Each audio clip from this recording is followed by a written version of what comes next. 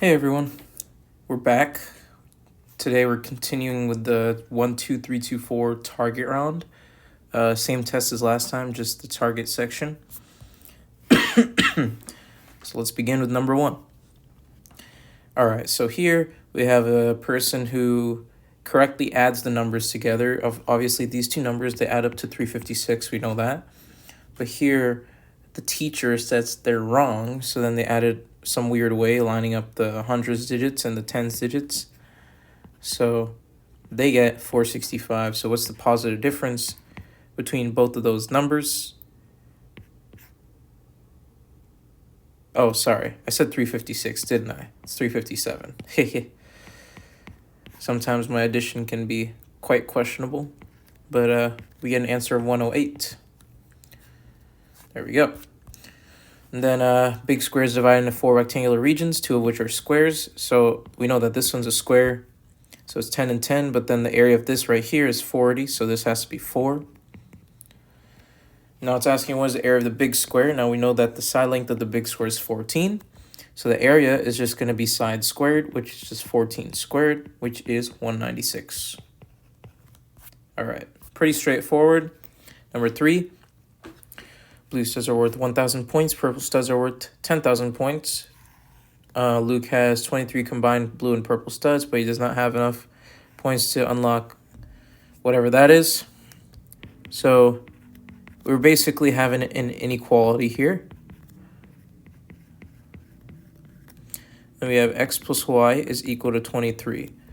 So what I want to do is I actually want to find the closest number to, or closest value I can get to 100,000. And I think I'll get that. If you look at the numbers here, I think I'll get that when y equals 9, right? Because obviously if y equals 10, then, it's going to be, we know that x is going to be 13. That's going to be a big number. So if y equals 9, we could see what x would be. X would be what? X would be 14 because we know that x plus y equals 23. So if we plug that in real quick to see if this works, because we need to see if this works. We need the maximum value or maximum number of points you can get such that it's less than 100,000. So what would that be? That would be 14,000 plus 90,000, which is 104,000. So clearly that's greater. So what we're going to do is we're going to reduce y by 1 and then increase x by 1. We have to increase x by 1 because, again, we still want to keep this relation. So that would get us 15,000 plus 80,000, which will yield us 9,500 or 95,000. There we go. You got the answer. That's the maximum value. Because if we keep going, we're going to get smaller and smaller values. There we go. So number 4.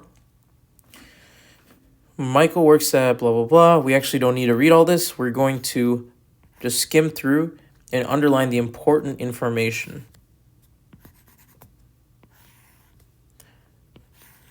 All right. So experience can make 1 calzone in 15 minutes. New can make 1 in 30. But then we want 78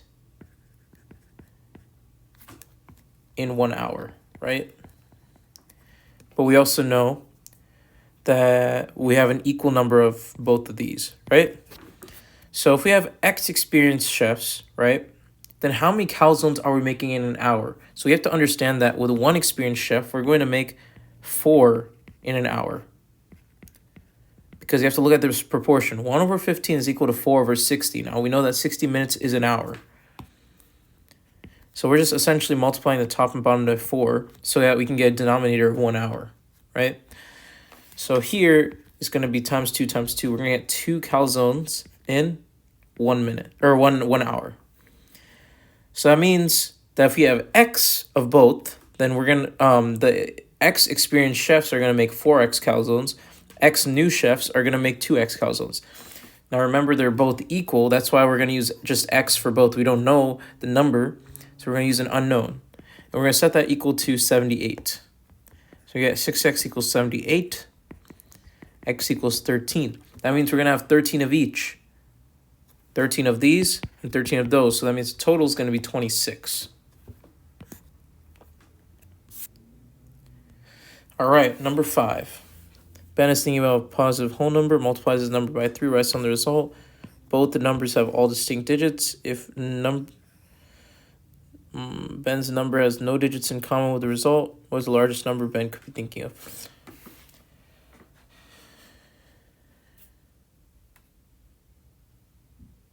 All right, so the largest number that Ben could be thinking of is also going to be a 3-digit number, ideally. Because the thing is, it can't be a 2-digit number, then it won't be the largest, right? So we have to kind of think about our possibilities. So when we multiply the number by 3, right? I'm thinking 987. So since we can use a calculator, you could kind of just plug these numbers in, divide by 3. See what happens when you divide 987 by 3. And see if it has any digits in common with this number, all right? So I'm going to use my calculator real quick. So 987 divided by 3 gives me 329. Clearly, these digits are common. So that's not going to work, right? Now we're going to subtract 3. We're going to subtract 3 because we want the number to be divisible by 3, right? We want this number to be divisible by 3. So if we subtract 3, we're always going to get numbers that are divisible by 3. So we're going to do 984 divided by 3, which is 328. Oops, that's not going to work. What about 327? That's going to be 981, right?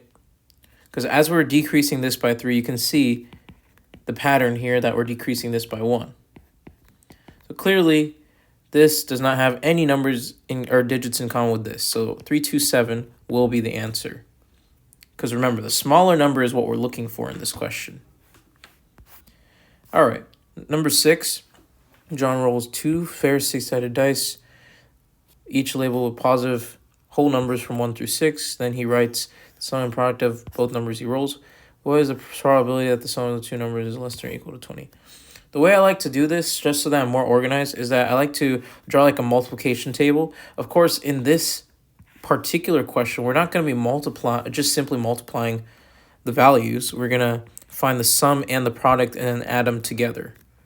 But still, it's just easier to keep track of everything. So we can circle, because remember, probability is like the number of desired outcomes over the total number of outcomes, right?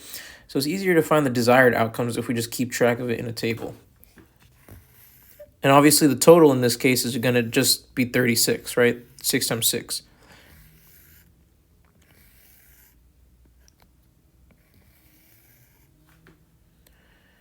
All right. So we have to find what is 1 times 1 plus 1 plus 1 for this first one. That's going to be 3.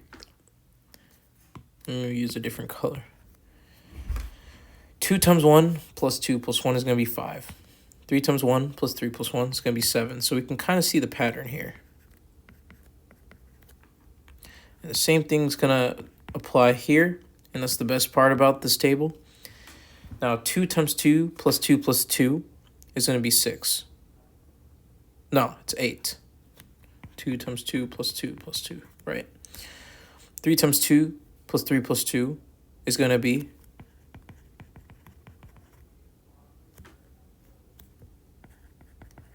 11. So we can kind of see the pattern here too. We're adding by 3 each time.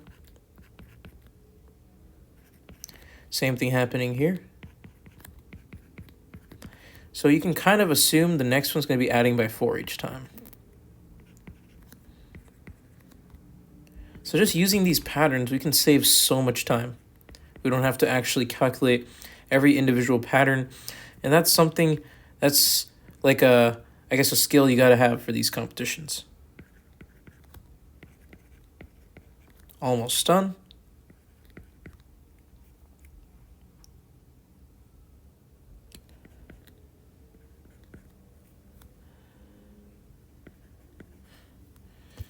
All right, we have finally finished. So now we're going to circle all the values that are less than or equal to 20. This one's equal to 20, that works. Equal to 20, and then pretty much everything else that's here.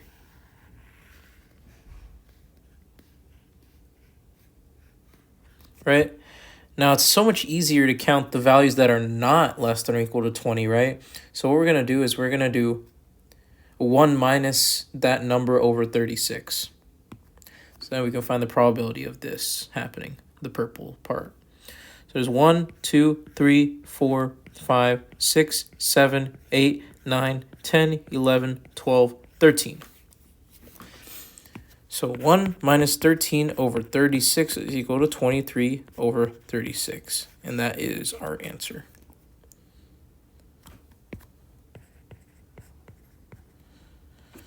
There we go. All right, number 7, Ashley draws the figure below, which consists of 2 octagons and 8 line segments connecting the vertices of the 2 octagons, blah, blah, blah. Some of the 24 line segments silver, so that at most, how many sides can the polygon have?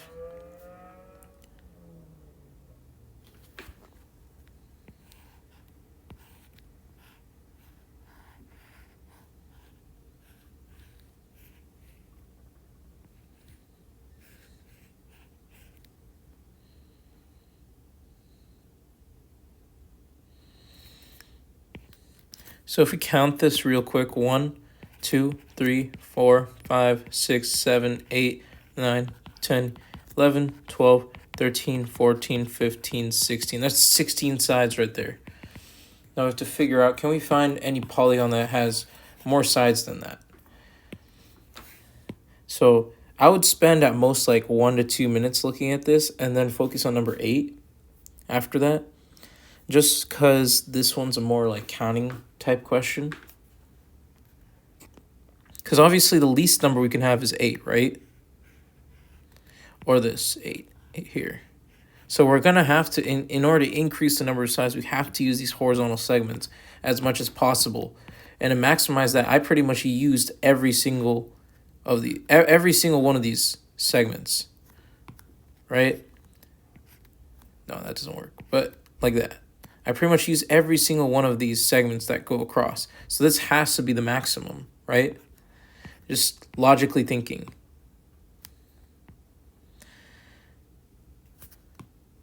So the answer here is going to be 16, I think. And of course, you could go back to the solutions and check, but we're going to focus on the next question right now.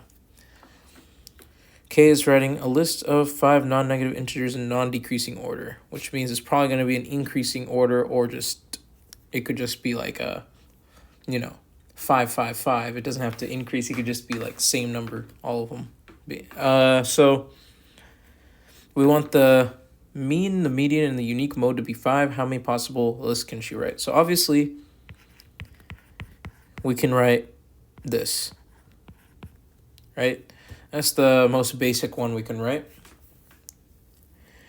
We also want the unique mode to be 5. One thing we could do is decrease this by 1.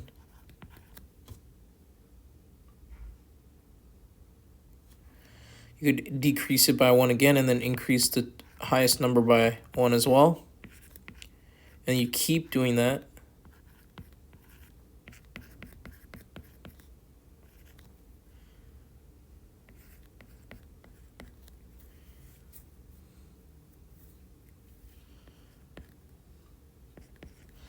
So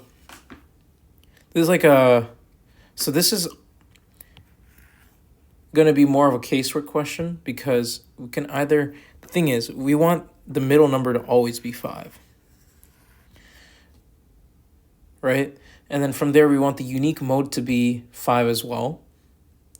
The thing is, you can have 5 5s in there, but you can't have 4 5s only, and then the other digit being another number, because the thing is, it won't add up to 25. We want all these numbers to add up to 25 because the mean is 5.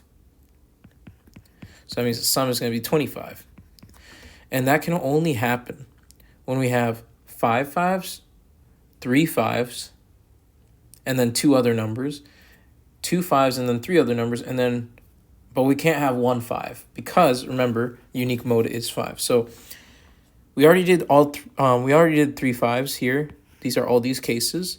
All right, we're gonna find how many ways we can arrange them. Actually, you can't arrange them in, because the thing is, we want them in non-decreasing order. So this is probably the order that they want us to do it in. So we're just going to continue with 2 5s. So we can either have these 2 5s here, and then the other 3 being like other numbers. Or we could have 5s here, and then the other 3 being other numbers. So we would have to decrease this by 1. And then we have to kind of think about the other possibilities outside of that. So this would add up to what? 14? 14, we need the other 2 numbers to add up to 11.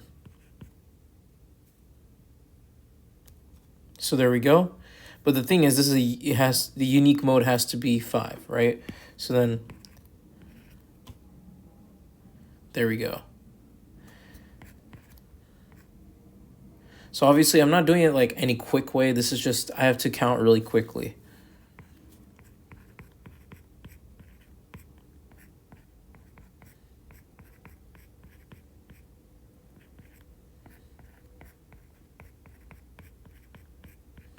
All right, there we go. That's it for 4 5 5 in the middle. Well, what if we had 3 5 and 5 in the middle? So we'd do the same kind of thing. This would have to be 2. It can't be 3, because then the unique mode wouldn't be 5. So this wouldn't be 9. This would be 10. Because we want these 2 numbers to add up to 12.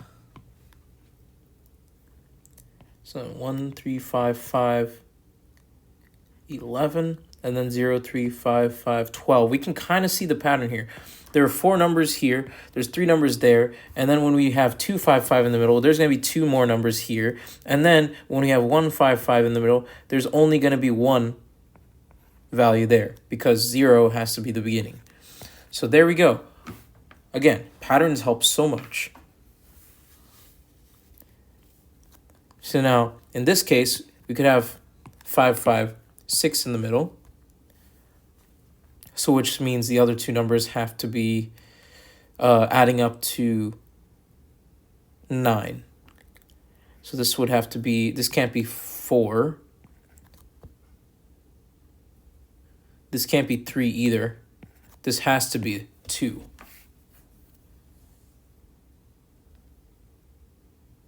All right, so then 1 5 5 6 8, then 0 5 5 6 9. And then do the same thing, except 5 5 7 is in the middle. So this would be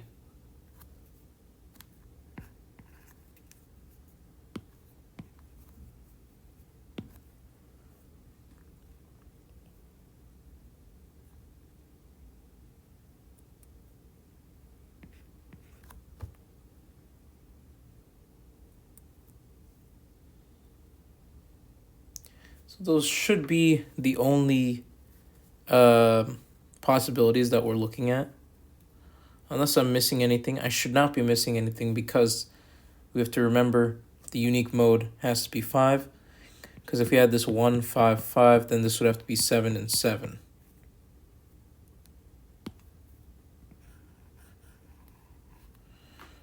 All right, so how many ways is that? There's 3 here, 1 here. So 4 plus 3 plus 2 plus 1 is 10. 10 plus 4 here is going to be 14. And then 14 plus 6 is going to be 20. There we go. We just finished the target round. Let's go. Number 8 was pretty time consuming, but remember, if you use some patterns and you can kind of see how we're counting down here, the pattern worked here. In this case, we didn't really have much to count anyway, so we didn't really need to use any pattern. But you see, like, just kind of thinking about these things helps a lot, and kind of separating them into different cases helps you organize your counting, so you're not overcounting or undercounting. But yeah, if you have any questions, leave them in the comments below. That will be all for today, so I hope to see you in the next video.